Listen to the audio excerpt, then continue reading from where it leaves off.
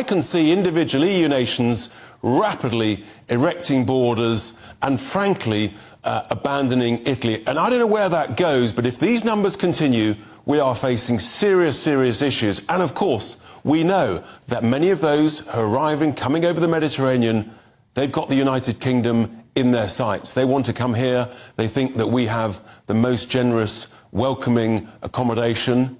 And I think the truth is, not only do they think that, but they're probably right.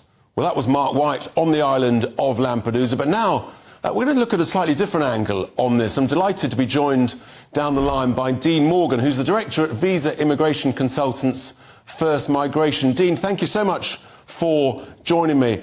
This situation on the asylum seekers is almost out of control now. Now, I know you operate on sort of the lawful applications to come to the United Kingdom. But many people on the other side of this debate, Dean, have been sort of saying, well, we need safe and legal routes and that will stop this. What are your thoughts on that? How do safe and legal routes actually work? And do you think that that would stop or mitigate or dramatically reduce this situation, this crisis? Personally, don't think it would. And good evening, Richard. I mean, the problem that you have is to claim asylum, you need to make your way to the UK lawfully to do so. And when you arrive here, you speak to a border official, you claim asylum. Typically, they'll give you an asylum interview and then they'll notify you how long you can expect to wait a decision. The problem is the people coming in on small boats. I mean, since 2015, according to statistics, there's been 81,000 people have come in through small boats in 5 years.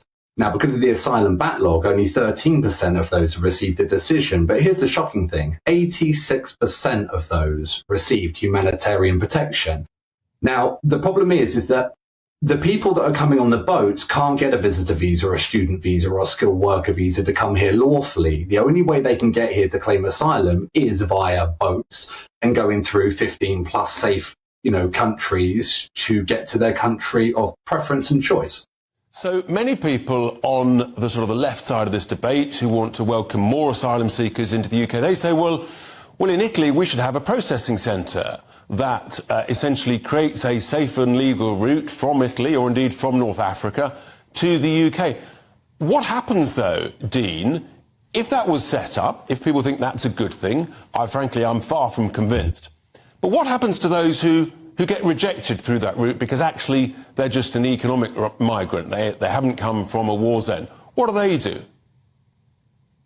Well, the Italians would just have to deal with the problem. I mean, that's the left solution to this. And that's the problem. I mean, the only solution can be global. The reason that people are migrating is, I mean, you've got great powers, the West versus the East, shall we say, with Wagner in Niger and things like that are playing geopolitical power battles, civil wars in Afghanistan, you've got Eritrea, Central African Republic, Syria, the list goes on and on.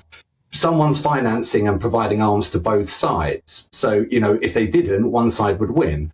So, the destabilization of South America economically, forcing migrants into North America. You see the same pattern with Africa coming into Europe and same with the Middle East as well. So this isn't going to be solved unless it's on a global level. And the problem is we're a tiny island, 70 million people, and everyone wants to live in the bottom corner of it. I don't see how just bringing people to the UK solves any problems or helps. I think that's the point, Dean, and the reality is that if someone gets rejected under this process of safe and legal routes that the other side of this debate think is the answer, I think they're just going to keep on coming. I think they'll just keep on paying the vile people, traffickers and the smugglers, and so we'll still have the boats. And then those people will be saying, well, what next? And eventually, Dean, I think we have to get to my solution, which is you have to pick up and take back, and then you start to deal with the situation, the crisis in Africa and some of those other nations.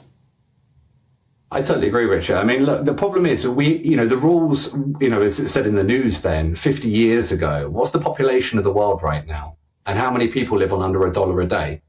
Now, if I lived in those countries, I hate hypocrisy. I would have left and I would have made my way as an economic migrant for a better life for myself and my family. In my opinion, you'd be foolish not to. But the problem is, if you take everyone from the third world and put them in the first world, well, the first world becomes the third world. And the other problem that we have is that people that show total disregard for the law, it's not the best foundation to build your new life in the UK. You haven't followed due process.